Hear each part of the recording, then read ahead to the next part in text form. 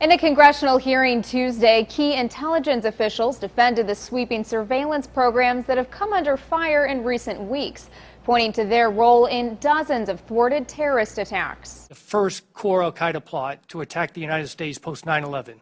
We used one of these programs. And now here we are talking about this in front of the world. Appearing before the House Intelligence Committee, NSA Director Keith Alexander claimed the programs were needed to, quote, connect the dots, and since 9/11 have disrupted more than 50 terror plots in 20 countries. A top FBI official said that included plans to bomb the New York Stock Exchange and the New York subway system. Lawmakers had already said at least a dozen terror attacks were stopped because of the programs first exposed by The Guardian and The Washington Post. But the source of the leaks, Edward Snowden, claims intelligence officials have overstated the program's usefulness in foiling terror attacks. An issue raised by one lawmaker during Tuesday's hearing, who asked whether the programs were necessary in stopping the 50 attacks.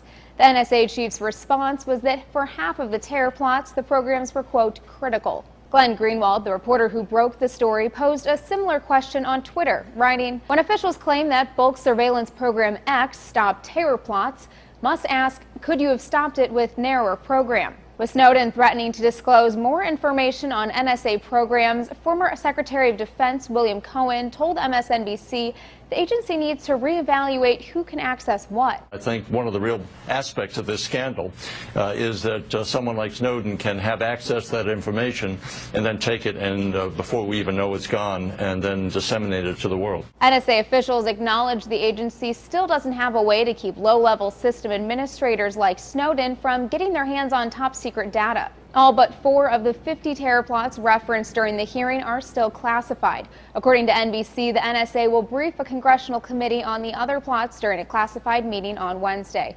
For Newsy, I'm Elizabeth Hagedorn.